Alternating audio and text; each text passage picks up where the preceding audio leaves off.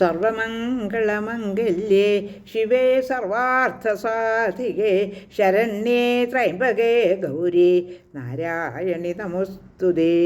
ഓം മഹാദേവേ നമഃ. കഴിഞ്ഞ അധ്യായത്തിൽ വിവരിച്ചിരുന്നത് ശുഗൻ്റെ യാത്രയും ജനകർ മഹാരാജാവിൻ്റെ കൊട്ടാരത്തിലേക്കുള്ള പ്രവേശനവുമാണ്. മനോഹരമായ പല കാഴ്ചകളും കണ്ട് അദ്ദേഹം ഇപ്പോൾ കൊട്ടാരത്തിനകത്ത് എത്തിയിരിക്കുകയാണ്. അപ്പോൾ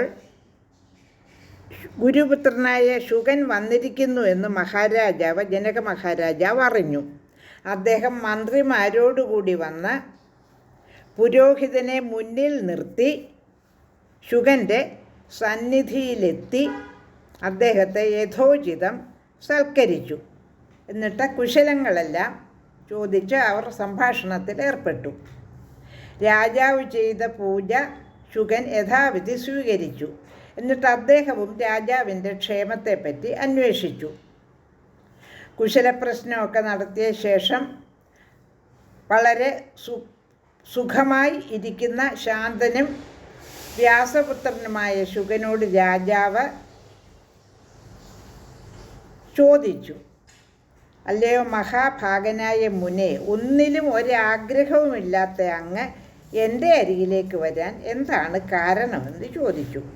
അപ്പോൾ ശുഗൻ എന്താണ് മറുപടി പറയുന്നതെന്ന് അടുത്ത ശ്ലോകങ്ങളിൽ വിവരിക്കുന്നുണ്ട്. ശ്ലോകം 6, അധ്യായം 18.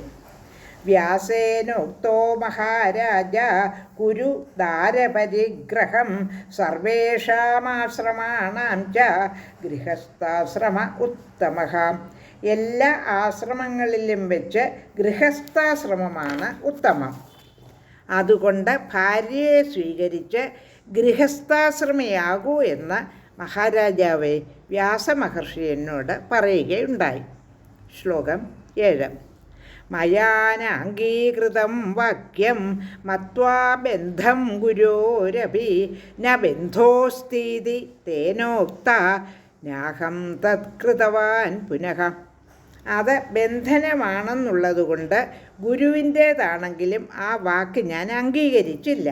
അതൊരു ബന്ധനമല്ലെന്ന് അദ്ദേഹം വീണ്ടും പറഞ്ഞെങ്കിലും ഞാൻ അത് സ്വീകരിച്ചില്ല. ശ്ലോകം 8. ഇതി സന്നിഗ്ധമസനം മത്വാ സ മുനിസത്തമഃ ഉവാചവചനം തഥ്യം മിഥിലാം ഗച്ഛമാം ശുചഃ. ഞാൻ സംശയാലുവാണെന്ന് വിചാരിച്ചിട്ട് ദുഃഖിക്കേണ്ട, മിഥിലയിലേക്ക് പോകൂ എന്ന് ആ മുനിശ്രേഷ്ഠൻ എന്നോട് സത്യമായി പറഞ്ഞു. ശ്ലോകം 9. യാജ്യോസ്തി ജനകസ്തത്ര ജീവൻ മുക്തോ നരാധിപഃ വിദേഹോ ലോകവിദിത പാതിരാജ്യം അകണ്ഠകം. പൂജാർഹനായ ജനക മഹാരാജാവ് അവിടെയുണ്ട്. അദ്ദേഹം ജീവൻ മുക്തനായ രാജാവാണ്. ലോകപ്രസിദ്ധനായ ആ വിദേഹൻ ശത്രുഭയമില്ലാതെ രാജ്യം ഭരിക്കുന്നു. ശ്ലോകം 10. കുർവൻ രാജ്യം തഥാ രാജ മായാപാശൈർന ബധ്യതേ ത്വം ബിഭേഷി കഥം പുത്ര വനവൃത്തി പരം തപ. അങ്ങനെ രാജ്യം ഭരിക്കുന്നവനാണെങ്കിലും അദ്ദേഹം മായാപാശത്താൽ ബദ്ധനല്ല. ശത്രുക്കളെ ചുടാൻ കഴിവുള്ളവനെ നീ വനവൃത്തി സ്വീകരിച്ചിട്ടും എന്തിനിങ്ങനെ ഭയപ്പെടുന്നു? ശ്ലോകം 11. പശ്യതം കൃപശാർദൂലം ത്യജമോഹം മനോഗതം കുരു ദാരാൻ മഹാഭാഗ പൃച്ഛ വാ ഭൂപതിം ച തം. ആ രാജസിംഹത്തെ സന്ദർശിക്കുക. അപ്പോൾ നിനക്ക് മനസ്സിലുള്ള മോഹം ഉപേക്ഷിക്കാൻ കഴിയും. പിന്നെ വിവാഹം കഴിക്കുക, അല്ലെങ്കിൽ ആ രാജാവിനോട് ചോദിക്കുക. ശ്ലോകം 12. സന്ദേഹം തേ മനോജാതം കഥയിഷ്യതി പാർത്ഥിവഃ തച്ഛുത്വാ വചനം തസ്യ മാമേഹി തരസാ സുത. നിന്റെ മനസ്സിനെ പിടികൂടിയ സംശയം മുഴുവൻ അദ്ദേഹം പറഞ്ഞു തീർക്കും. അദ്ദേഹം പറയുന്നത് ശ്രദ്ധിച്ചു കേട്ടിട്ട് മകനെ വേഗം എൻ്റെ അടുത്തേക്ക് വരണം. ശ്ലോകം 13.